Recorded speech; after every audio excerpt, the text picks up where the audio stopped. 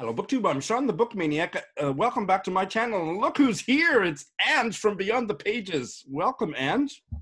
Thank you. Thank you. It's nice to be here. Nice to speak to you. How are you doing?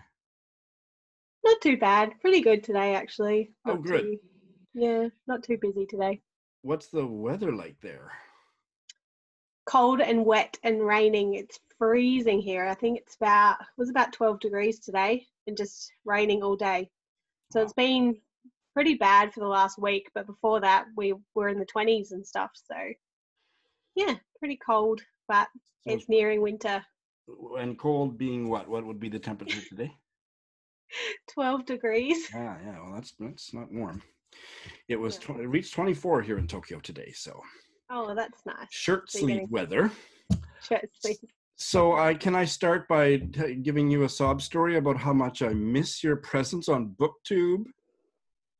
Of course you can. You're making me blush. Good. So you have been pretty inactive for about, what, 6 months? Mm-hmm. And how long were you active? Like many years, like 9 years or something? Not that long. Since my youngest was born, so about 5.5, 6 years. Okay. It's just not fitting in at the moment? It's just way too busy. I just don't find the time, and I feel like I can't give it. If I do BookTube, I want to give it my 100%, and if I don't have 100% to it, I just don't want to do it. And it's just my personality. If I can't give it my all, I won't do it. So, yeah, it's just... Can I invite you onto my channel occasionally to do these kind of little chitty chat things? Of course. When you have time? Great. Yeah. I sense very deeply that you will come back when the time is right. I will. Maybe when I've finished my university degree. Can you tell us about that? I'm doing a degree in librarianship and corporate information management. Wow. So it's fully online, which is helpful because of the kids, and that's what I've been wanting to do. So it's going to be for the next 2 years. So I'm kind of fast tracking it. So I'm doing 3 subjects every 3 months. I'll be finished by the end of next year. Are you considered full-time student, part-time student? Yeah, full-time student. Yeah. With all the other stuff going on in your world? Oh my God. Yeah, I don't know what made me think of doing it, but yeah, it's always something I wanted to do, and Colette goes to school next year, so it's just kind of the right time to start working again. The year after, there will be full-time school, so I can go back to work part-time or full-time, whatever I feel like, really. So. And what's the dream job at the end of that? Librarian, basically, working in a library. I could also work as like an archivist. I can also work for the government, like working with their like information and kind of, archiving that. So there's all sorts that I could do, but I'd love to just work in my local library. It's just something that I've always wanted to do. They probably would need to have some kind of a security system and like do a check your bag and stuff at the end of each shift.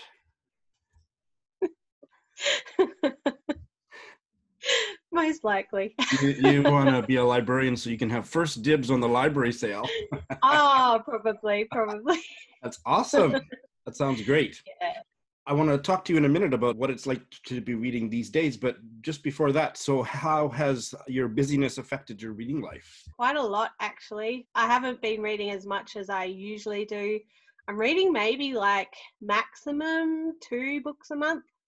Okay. Compared to like my 20, back when I used to do nothing except read. It's really affecting me. I think because I have to read so much for my university work, by the end of the day, I don't even want to sit in bed and read. I just want to kind of watch TV and mindlessly do nothing. I think my brain just goes to mush. Yeah, I'm just kind of focusing at the moment on what I really feel like reading rather than what I feel like I should read. Right. I really do like reading classics and Victorian books and stuff, but I don't think I have the brain capacity at the moment, and so I'm kind of just finding myself gravitating towards more contemporary reads that are just a little bit easier and just a little bit more fun. But I do quite enjoy listening to audiobooks. still. So that kind of helps as well, especially if I go for a walk or if I'm in the car, I'll just pop an audiobook on. And that I seem to be able to keep up with. That kind of fits in around the edges. Maybe this question is kind of moot because if you're so busy that you're not doing very much reading, I'm just curious, has the pandemic affected your reading? I think so. In a way, it has. At first, when it started happening, I couldn't read at all. So I didn't read. Me too.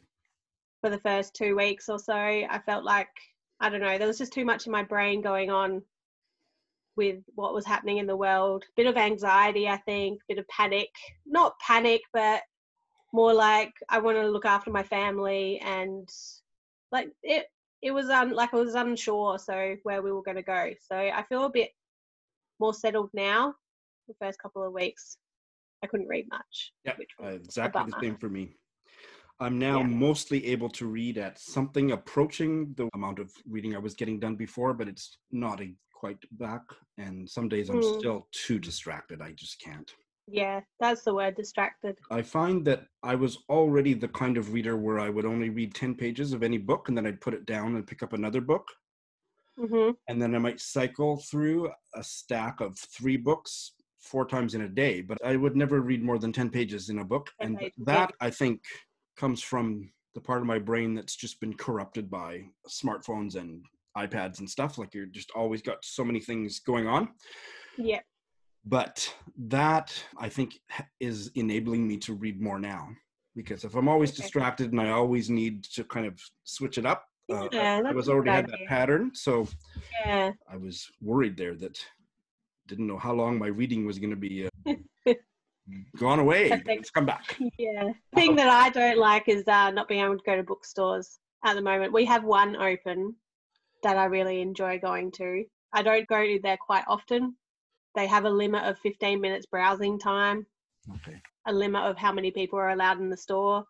And it's just, it feels weird to go book shopping when that sort of stuff is happening.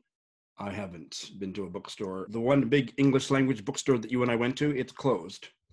Okay. Yeah. But they did a delivery order, so I got a big book haul that they sent to my door. So that was great. Oh, nice. Buying a ton of books online. So. Yeah, same. Retail therapy. Yeah, exactly. I'm deathly curious. What have you been reading?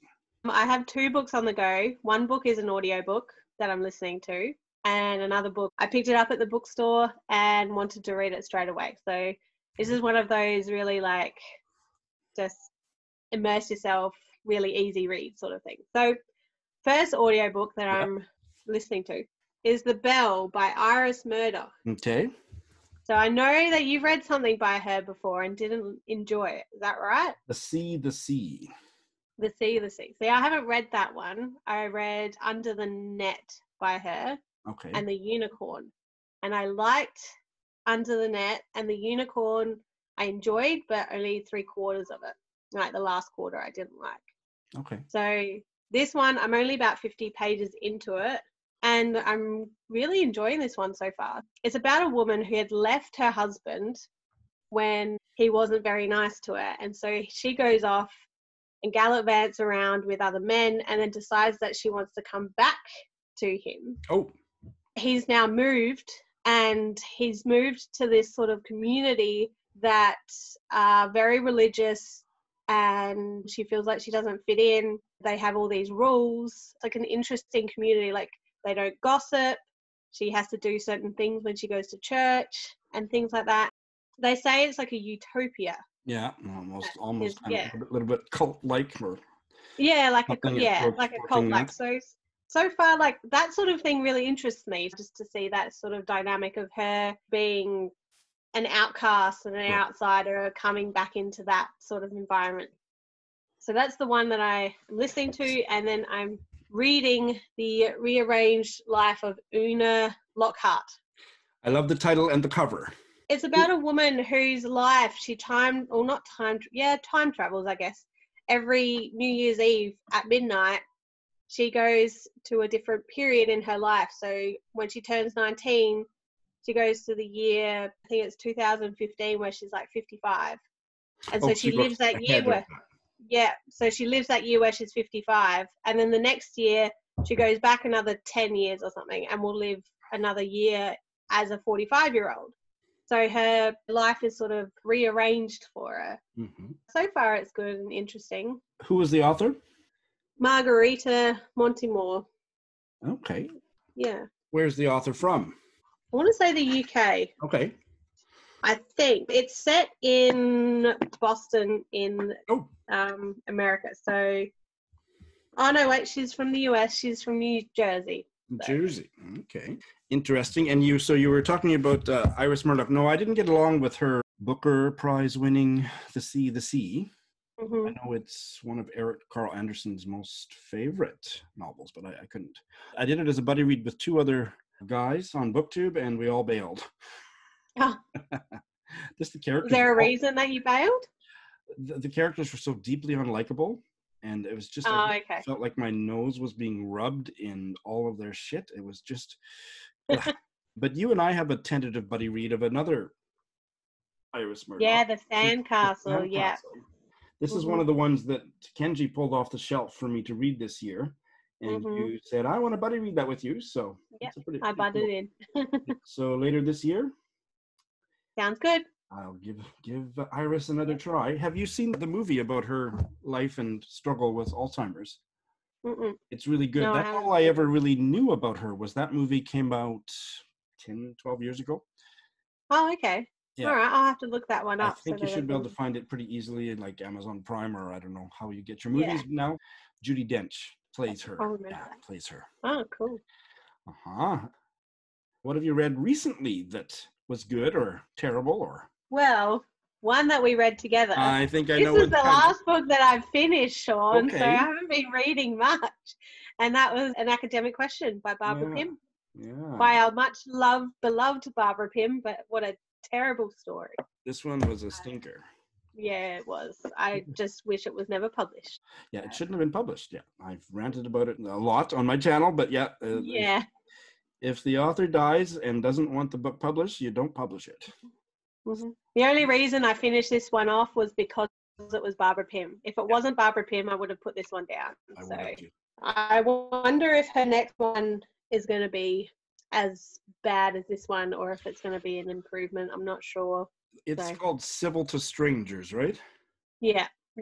And it was also unpublished, but my hope is that it came from that early productive period. Like I think she started working on it, or maybe finished writing it in 1938, something like that. Yeah.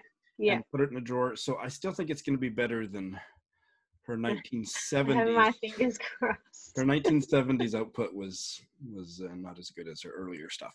Fingers crossed. And if it isn't, that's okay, because we've already made a till death do us part vow that we're going to start all over again. Yeah. Yeah. I haven't read the first ones for quite a long time. So I started reading her chronologically 3 years ago, maybe 4. I'm really itching to get back to Some Tame Gazelle. Oh, yeah. That's one of the good ones. Now, weren't we also going to buddy read her memoir in letters?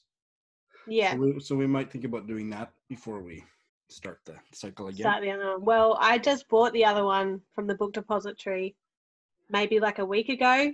So we'll see how long it takes to get here. Cause the memoir in letters? No. The Civil to Strangers. Okay. Yeah, I'm in no hurry. Civil to Strangers, written 1936, published posthumously 1987. And then the autobiography is A Very Private Eye, an autobiography and diaries and letters. Oh, I do have that one actually as a physical copy. Good. Because I bought it because there was a specific edition that I wanted. And so, yeah, I'll have to show it next time I talk to you because it's all the way in the back room. Great. Yeah, I think I'm going to enjoy that.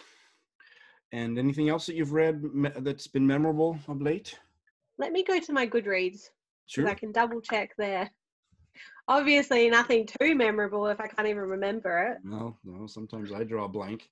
Oh, there's quite a few, Shawn. Great. Well, you give us some highlights. Okay, this year alone, there's been quite a few that I've enjoyed. There was The Pumpkin Eater by Penelope Mortimer. Have you heard of that one? No, I've heard of her. I know of her. That's it. And I think you may have told me a bit about it on some of our it was just fantastic. It was just so dark and creepy. It was about a woman who she has quite a few marriages and has loads of children, and then she just has a mental breakdown, and it kind of just follows her story. It's got lots of depth to it, and the characters are really vivid, and yeah, that one was really good. And I think that's definitely a Shawn book. So, okay. Yeah, because some books I would say it's not a Shawn book, but that Duly one I would noted. say. Yeah. And then I read a German one called The Post Office Girl, or an Austrian one. He's Austrian, by Stefan Zweig. I know you're a fan of him. I have not read. No, I've read one thing by him. That's all. But I know you're a fan. Yeah. So I read, The Post Office Girl, and I also read Chess Story by him. And both of them were really fantastic in different ways. Chess Story was just a really short novella about a guy who was captured during World War II. And he learns chess while he's sort of in prison. He's not really in prison. He's like in this hotel room where they've taken everything away from him. And so he teaches himself chess. And then The Post Office Girl is kind of about how after the war, everything was kind of taken away from them during the war. And so after the war, they still have nothing. This girl is kind of trying to get through that. And I think you would like both of them, actually. Then Waterfall for Stars, or Of Stars, by Roseanne Alexander. Is that the one about the island? Yeah. Skomer Island. That's a Blame It on Charlotte purchase. Yeah. Right? For both of us. It's a Blame It on Charlotte. Have you read it? Or No, I haven't. But no? I haven't gotten to it yet. So you loved it. Oh, it was so good. Like, I read it over like 2 months, and it was just fantastic. It's just the atmosphere and just everything about it, being isolated on an island, getting to read whatever you want, but also having all this nature around you. But then, like, she brings in this harshness as well of the nature. Wonderful. It was fantastic. What else did I enjoy this year? Oh, then it was The Kremlin Ball by Kazio Malaparte. I think you read a book by him. You said it was about, you hated it, that the first chapter was horrible and just really racist. The writing was really good, but it was way too racist for me.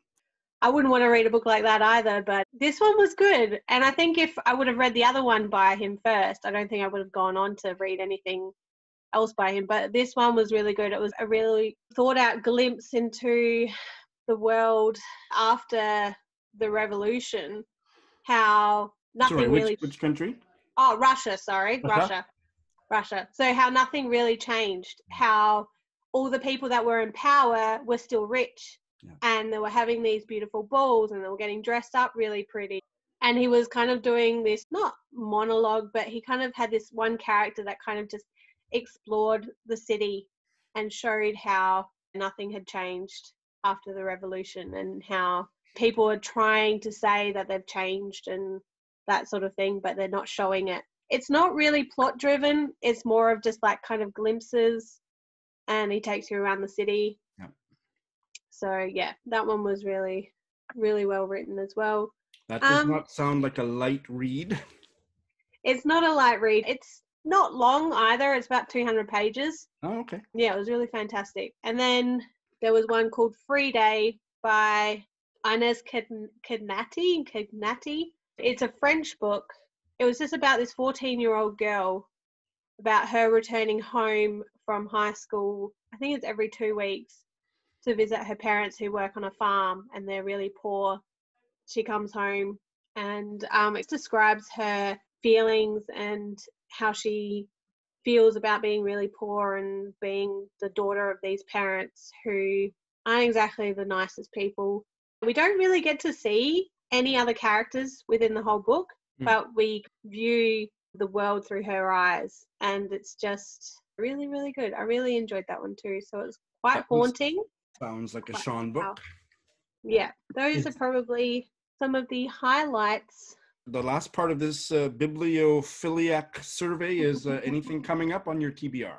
I bought a few books over the last few weeks, so those are probably the ones that are coming up. There's one that I got in the mail yesterday from my favourite bookshop here in the Adelaide Hills. Yep. And that is House of Trelawny by Hannah Rothschild. Have you heard of that one? I think so. The title's familiar. Certainly the author is familiar. Seen it around BookTube and Instagram quite a bit. It really took my fancy. I think it's about an estate in England that's been around for 800 years or so. It's about how this estate is kind of falling between the hands of the people that are having it, like live there now, because their past relatives have like spent so much money, and then they've spent so much money, and it's kind of like crumbling around them. And then also have The Animals at Lockwood Manor by Jane Healy. Okay, yeah, I've heard a little bit about that. You didn't haul these books, did you? No. So it wasn't on your channel I heard about it then. So yeah, those are the ones that are probably coming up soon that I'm going to be reading. That sounds great. Yeah, because they're very light reads, and I've got so many assignments due in the next like 3 weeks that I think I just need really light things. That's great. At the moment. I want to recommend a book to you. This is not light, but it's not really heavy, but it's, how far am I into it? Maybe halfway through. It's a novella, just under 200 pages from Canada, and it's called The Student by Kerry Fagan. Okay. The protagonist reminds me so much of a Barbara Pym protagonist. Oh, good. The tone of it is not like a Pym novel. It's not humorous. There's a bit of humor, but the style is not reminiscent of Pym. But the protagonist is. She is a grad student in English literature at the University of Toronto in the late 1950s. Mm-hmm. And she's encountering all kinds of sexism and anti-Semitism. She's from a Jewish family. I just fell in love with her in the first 3 pages. Okay. Oh, great. That sounds fantastic. Not necessarily, I don't know how you would get a copy to Australia from Canada, but I'm going to do my utmost to promote this far and wide because this has really grabbed me. Oh, well, I'll have to have a look on my website so I can find it. I will hope to finish that one up this week. So do you have anything else that you would like to divulge to BookTube at this time? Not really. I'd love to come back, but just don't have the time at the moment. I was wanting to come back. I made a couple of videos, was it a month ago or something? Around Doris's birthday. That's right. Yeah. That's what I remember, because I made a video for Doris's birthday that you created with Britta, I think it was, wasn't it? Yep. Yeah. And then after that, all this coronavirus stuff happened. So the kids came home from school, didn't go back to school. So I had to homeschool, which is just difficult. I couldn't film because the kids were around. I mean, now they're just playing video games in other rooms, but I just didn't want that pressure to film. And now, I mean, they're back at school now, which is fantastic, because we've had 7 days here of 0 cases, like confirmed cases. Right. So, which is fantastic. So they said when 28 days happens of, 0 confirmed cases, that everything will go back to normal, which is fantastic. Yeah, so the kids are back at school now, which is good, so that I have time during the day. But right now it's just all uni work. So hopefully when things kind of calm down a bit, I can get back to BookTube, which I would love. Well, I would love that too. And in the meantime, please come back and we'll have a chat anytime that you would like. Yeah. You could even do your next book haul on my channel. I could. I was actually planning to go to the bookstore tomorrow. But then the books are half mine if we do it. That's the deal. I don't know how long they would take to get to you. Mail is going so slowly. So slow. I can't remember. Are you a Hilary Mantel, Cromwell trilogy reader? No. I don't know. Wolf Halls. I've got the book. It's in my wardrobe. It's in your wardrobe? It's in my wardrobe. I've just put books there for some reason that I don't want to get to right now, but I will in the future. I think having them out on my bookshelf just stresses me out too much, so I hide them away. So you've never tried it? Never tried it. Okay. No. I think it's an Ange book for sure. You'd love his book. Yeah, it's definitely an Ange book. It's just such a commitment to it, isn't it? Sure, but you could space them out over 3 or 4 years. I haven't read the latest one. I have it here, but I haven't gotten to it. And you love audiobooks, and they are The first Are they volume, good Wolf audio? Hall, and the second volume, Bring Out the Bodies. Yeah, Bring Up the Bodies, I think it's called. They had different narrators for some reason, but they're two of my most favorite audiobooks. So you could think about that. Are they on Audible or on Scribd? Audible is where I listen to them. Yeah. Okay. I know the audiobook for the third one is currently on Scribd. So. Okay. All right. Well then. So there you go. When I have no books to read, I'll get to those. When the time is right. I still have to get myself a copy of that London Belongs to Me, the one that you read. I think you will like it. I didn't necessarily love the way it ended, but it was a really strong novel, and most of it I enjoyed thoroughly. So, all right, Ange. Well, maybe that's good for today, but please come back anytime. Yes, please.